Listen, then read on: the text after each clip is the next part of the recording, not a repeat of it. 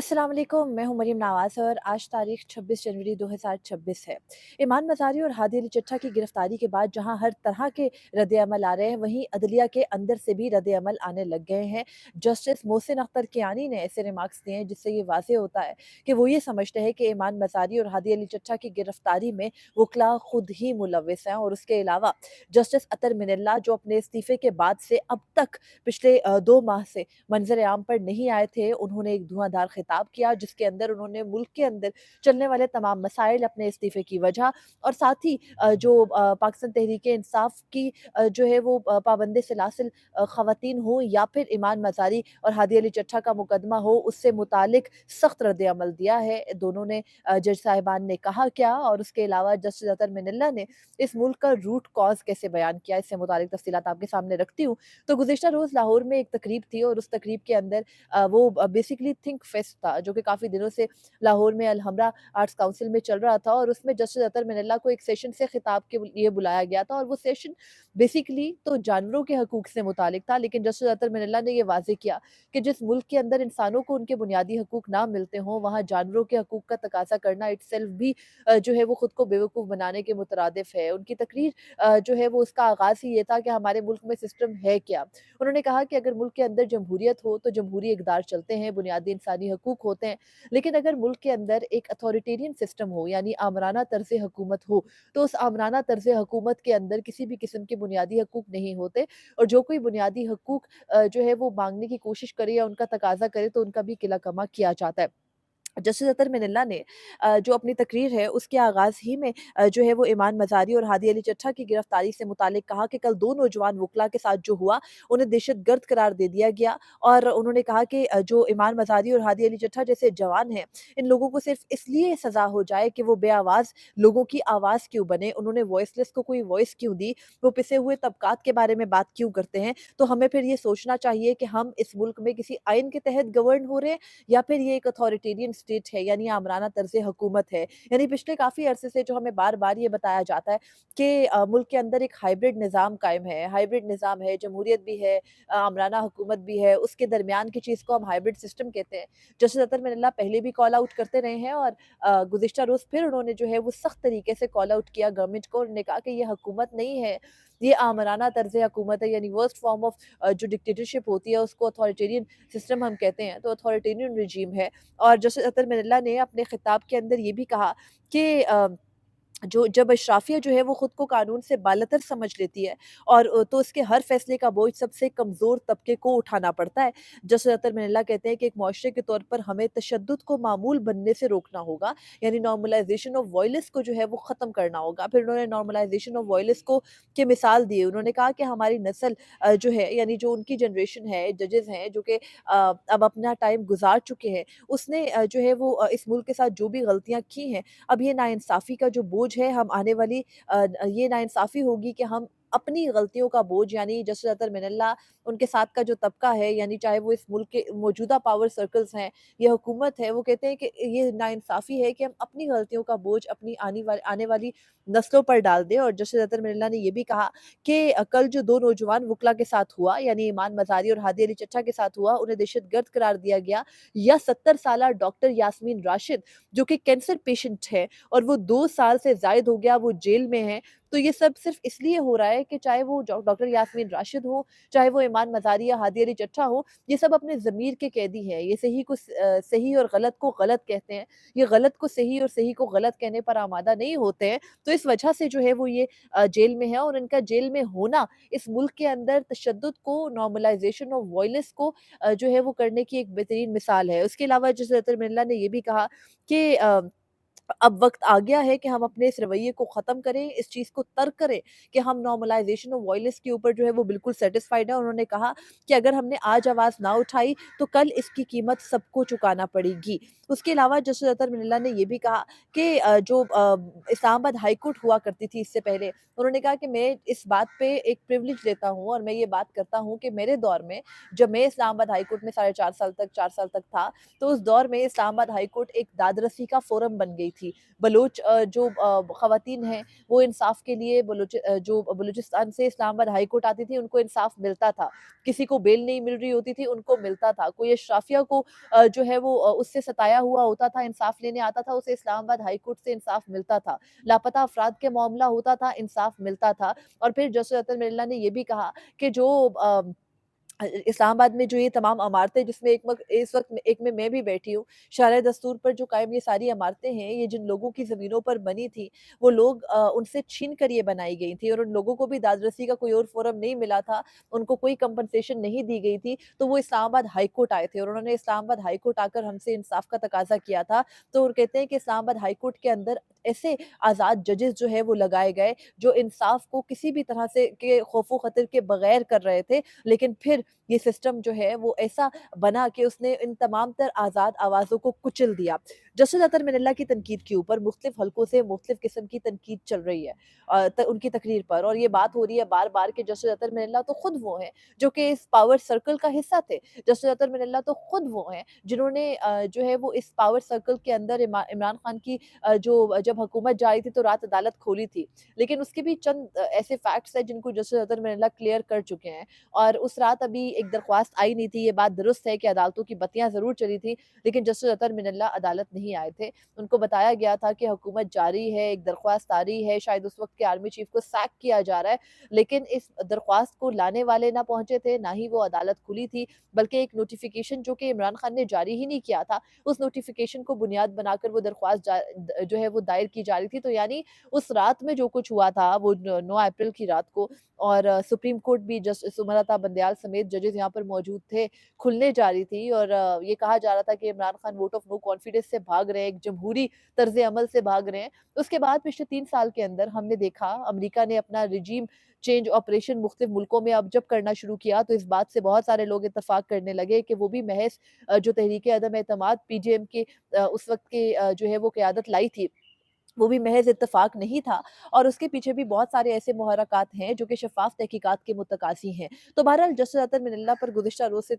एक मर्तबा फिर बहुत सख्त तनकीद हो रही है। मुस्लिम लीग नून का मीडिया सेल हो, पाकिस्तान तहरीक-ए-इंसाफ़ का जो है वो मीडिया सेल हो, उन सबको ये मसला है सोशल मीडिया पर कि जी जस्टिस अतर मिनल्ला ने इमरान खान की हुकूमत गिराने की रात अदालत क्यों खोली थी? और मुस्लिम लीग नून को ये मसला है कि जस्टिस अतर मिनल्ला तो खुद जो है वो वकला के खिलाफ दहशतगर्दी के मुकदमात कराते थे, तो वो किस मुँह से जो है वो आकर ये बात कर रहे हैं। तो यहाँ पर जो एक गैर जानिबदार सा क्वेश्चन है वो ये भी है कि जस्टिस अतर मिनल्ला के एज़ अ जज कंडक्ट के ऊपर बहुत सारे सवालात उठ सकते हैं, लेकिन उन्होंने इस सिस्टम का हिस्सा बनने से इनकार किया। यहाँ पर जो इस वक़्त रिजीम अपोलोजिस्ट हैं, वो बार-बार ये बात करते हैं कि जी जस्टिस अतर मिनल्ला तो वो थे, जिन्होंने इस्लामाबाद हाई कोर्ट में वज़राए आज़म को तलब करना शुरू कर दिया था क्योंकि वो अपनी तकर्री सुप्रीम कोर्ट में चाहते थे। तो जस्टिस अतर मिनल्ला की साइड की स्टोरी ये भी है कि भई मेरे तो इस्लामाबाद हाई कोर्ट में तकर्रुर पर मसला था, इस्लामाबाद हाई कोर्ट में मुस्तक़ली नहीं उनकी होने दी जा रही थी, उनको चीफ जस्टिस बनने नहीं दिया जा रहा था, लेकिन फिर ये सब कुछ हुआ। उनकी सुप्रीम कोर्ट तकर्रुरी नहीं करने देना चाहते थे, उनकी तकर्रुरी भी हुई। तो जो जिस तरह से खुदा का प्लान होता है वो उस तरह से चलता है। उसके लिए इंसान बहुत सारी तदबीरें करने की कोशिश करता है, लेकिन बहुत वो जो सारी हम तरकीब जो है वो बनाने की कोशिश करते हैं, उनमें एक्चुअली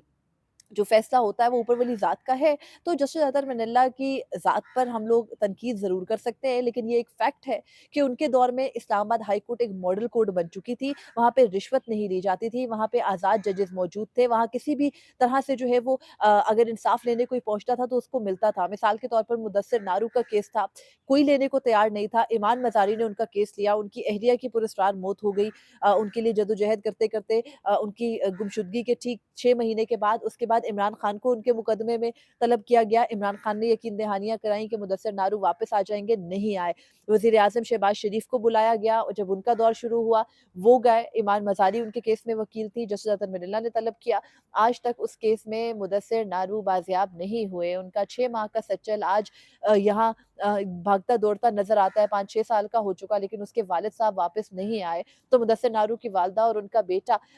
हामिद मीर साहब ने आज आर्टिकल लिखा कि वो ईमान मज़ारी मज़ारी की गिरफ्तारी पर कॉल करके हामिद मीर साहब से पूछते हैं कि आप हमें बताएँ कि ईमान मज़ारी क्या दहशतगर्द है? अगर उसको पकड़ लिया तो हमारी वकालत कौन करेगा? इस मुल्क में हमें इंसाफ़ कौन दिलाएगा? तो इस किस्म के सवालात के दरमियान जस्टिस अतर मिनल्ला के कंडक्ट के ऊपर तनकीद करने वालों को कुछ फैक्ट्स भी जानने की ज़रूरत है कि उनके दौर में बलूच मिसिंग पर्सन्स का मामला हो, ईमान मज़ारी को साल 2022 के अंदर उस वक़्त के जनरल बाजवा को उनकी वालदा के बार-बार उठाए जाने पर जो है वो तनकीद करने के जुर्म में गिरफ्तार किया गया था। जस्टिस अतर मिनल्ला ने विदिन अ 2 डेज़ उनको जो रिलीफ़ है वो दिया था, उनको ज़मानत दी गई थी। उसके बाद ईमान मज़ारी के ऊपर मुतअद्दिद मुकदमात इसलिए बनाए गए कि वो कुछ तबक़ात के मुकदमात क्यों लड़ती हैं। तो फिर ईमान मज़ारी और हादी अली चट्टा को मुकम्मल तौर पर ख़ामोश कराने के लिए उनको कत्ल के इल्ज़ाम से भी ज़्यादा बड़ी सज़ा दी गई। 17 साल कैद के लिए उनको अडयाला जेल में डाल दिया गया। वहाँ उनके साथ क्या सलूक रवा रखा जा रहा है, उनकी फैमिली को उन तक पहुँचने नहीं दिया जा रहा, उनको कोई सहूलत नहीं मिल रही है। इस ठिठुरती हुई सर्दी में इस्लामाबाद में जिस तरह के माहौल में उनको रखा जा रहा है, इसके बाद जजेस का बोलना जो है वो हमें नज़र भी आ रहा है। आज जस्टिस मोहसिन अख्तर कियानी ने अपने अदालत में एक केस की समाअत करते हुए ये कहा है कि वुकला बहुत अच्छी बात है कि वुकला मुत्तहिद है, वुकला हड़ताल के मामले से कोई बात नहीं, वुकला पेश नहीं हो रहे। तो जस्टिस मोहसिन अख्तर कियानी ने कहा कि बहुत अच्छी बात है कि वुकला जो है वो ईमान मज़ारी और हादी अली चट्टा के लिए अब खड़े हो रहे हैं। लेकिन हमने कल देखा है जस्टिस मोहसिन अख्तर कियानी कहते हैं कि 2 वुकला के केस में हमने देख लिया है कि ये बहुत अच्छी बार है, जो इस्लामाबाद बार है, ये बड़ी अच्छी बार है कि ये आपके साथ खड़ी होती है, मुकदमा भी आपके ऊपर खुद बनवाती है, हड़ताल भी खुद करती है, गिरफ्तार भी खुद करवाती है और जेल तक भी खुद ही छोड़ कर आती है। जस्टिस मोहसिन अख्तर कियानी ने ईमान मज़ारी और हादी अली चट्टा के हवाले से की गिरफ्तारी पर बार काउंसिल ही को मुर्दे इल्ज़ाम ठहराया और बहुत सारे लोग ये बात करते हैं कि वाजिद गिलानी ने 72 घंटे ईमान मज़ारी और हादी अली चट्टा को पनाह भी दी, फिर खुद उनको निकाल कर लेकर भी गए, रास्ते में उनको गिरफ्तार भी किया गया। गिरफ्तारी की कोई वीडियो, कोई सूरत मंज़र आम पर नहीं है, जो थोड़ी बहुत दूर से वीडियोज़ हैं, उनमें भी जो है वो कैमरे छीने गए और वाजिद गिलानी उसके बाद से सरापा एहतजाज भी हैं। फ़रवरी में उनका बार का नया इलेक्शन भी है, उनको एहतजाज भी करने दिया जा रहा है, उनको रोका भी नहीं जा रहा, कोई क्रैकडाउन भी नहीं है। वो पुलिस वालों को पकड़ के अहाता अदालत से बाहर निकाल देते हैं, पुलिस वाले निकल भी जाते हैं, कोई मज़ाहमत नज़र नहीं आती। तो ऐसा लगता है कि फॉर द टाइम बीइंग थोड़ी-सी तनकीद बर्दाश्त करके निज़ाम एक नया पत्ता भी खेल रहा है कि अगले 1 साल के लिए दोबारा से वाजिद गिलानी आ जाएँ, तो वो किसी भी किस्म का काम करे तो कोई मज़ाहमत ना सर उठाएगी, ना होगी, ना ईमान मज़ारी की जो है वो कोई बेल लगेगी, ना उस पर कोई गुफ्तगू होगी। जैसे जैसे मोहसिन अख्तर कियानी ने 2 रोज़ कबल एक सेमिनार से खिताब करते हुए बताया कि ईमान मज़ारी या हादी अली चट्टा का वाक़या अभी हुआ था, जब मोहसिन अख्तर कियानी ने इस्लामाबाद बार की किसी तकरीब से खिताब किया था, तो वहाँ उन्होंने बताया कि इस मुल्क के अंदर कोई वज़ीर-ए-आज़म आने से पहले मार्क कर लेता है कि ये जो जज है, ये मुझे नहीं चाहिए, मैं आऊँगा और मैं इसे निकाल दूँगा। वो कहते हैं कि इस मुल्क के अंदर एग्ज़ेक्टिव वर्सेस एग्ज़ेक्टिव ने जो डैमेज किया है, उसमें गुलाम हमेशा जज बने हैं और जजों की गुलामी की वजह से ये निज़ाम इस हालत में है। फिर उन्होंने बताया कि जस्टिस सफदर शाह ने जब गुलामी से इनकार किया था, तो उनकी मैट्रिक की डिग्री को जाली करार दिया था, उनकी पेंशन ज़ब्त कर ली गई थी, उनकी बेटियों ने दर-बदर की ठोकरें खाई और फिर उसके बाद जाके कहीं बेनज़ीर दौर में उनको बहाल किया गया। जस्टिस मोहसिन अख्तर कियानी कहते हैं कि हमारी जुडिशियल हिस्ट्री, हमारे मुल्क की हिस्ट्री इससे भरी पड़ी है कि एग्ज़ेक्टिव ने किस तरह से अपने ही आपको जो है वो इस कदर कमज़ोर किया, आपस की लड़ाई लड़ी, ब्यूरोक्रेसी गुलाम बनी, अदलिया गुलाम बनी और फिर ये सिस्टम कभी बेहतर हुआ नहीं। तो अगेन कॉल आउट करने की ज़रूरत तो शायद पूरी अवाम को है कि कहाँ वो गलती है, कहाँ हम नहीं सँभल पा रहे हैं। ये हमेशा सर उठाने वाली आवाज़ें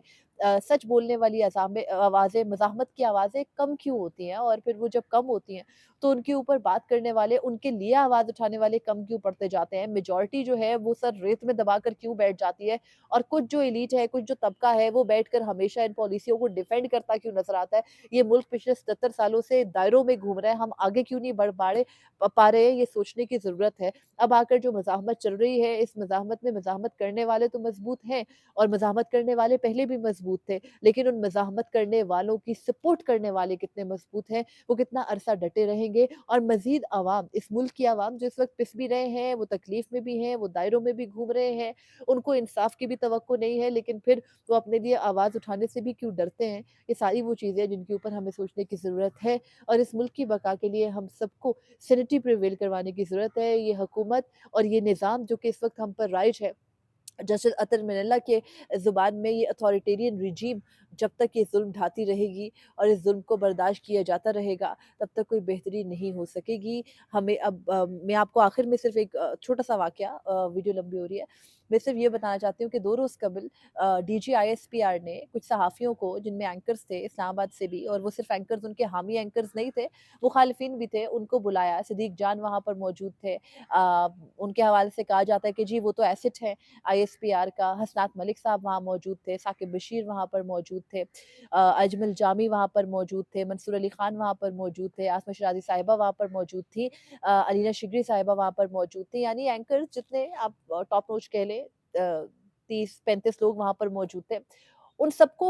डीजी आईएसपीआर ने मुख्तलिफ जो अभी राइट नाउ सूरत-ए-हाल है, उसमें उन्होंने बताया कि जी हुकूमत कर रही है, गज़ा पीस बोर्ड में जाने का फ़ैसला किसका था, कौन-कौन सी चीज़ों पर उनका बिल्कुल रेड लाइन है, इससे ऊपर बात बर्दाश्त नहीं की जाएगी। उसके बाद आपको पता है बजाए इसके कि उस ब्रीफिंग में गए क्यों, वो ब्रीफिंग दे क्यों रहे थे, किस कैपेसिटी में, कैसे, ज़रूरत क्यों पड़ी, अगर इतना सब कुछ अच्छा चल रहा है, सेम पेज पे चल रहा है, तो ब्रीफिंग्स क्यों देनी पड़ रही हैं बुलाकर?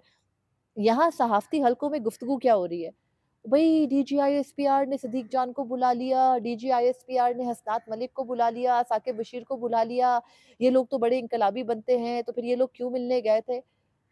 आप इमेजिन कीजिए कि इस मुल्क का के अंदर स्टेट ऑफ अफेयर्स ये है कि बजाय सवाल ये हो कि एक फ़ौज का तर्जुमान विदाउट एनी जो है वो जो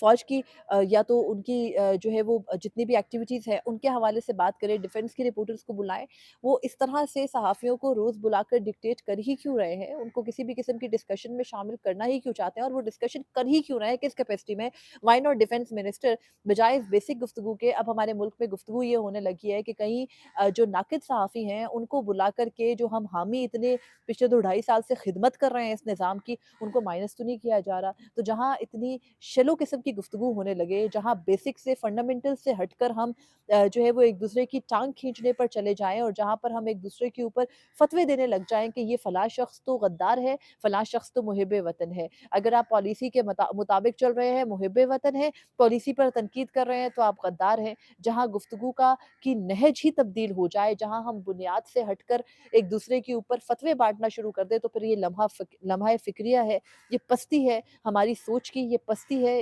इस मुआशरे की जिसमें हम रह रहे हैं और ये बता रहा है कि पिछले 77 सालों से हमने कुछ नहीं सीखा और अगर आज भी हम इस सब को दुरुस्त नहीं करेंगे, तो हम इसी तरह इस दायरे में घूमते रहेंगे और किसी सिरे पर पहुँच नहीं पाएँगे। मुझे इजाज़त दीजिए, अपनी दुआओं में ज़रूर याद रखिएगा, अपने रद्द-ए-अमल से ज़रूर आगाह करते रहा कीजिए। अल्लाह निगहबान।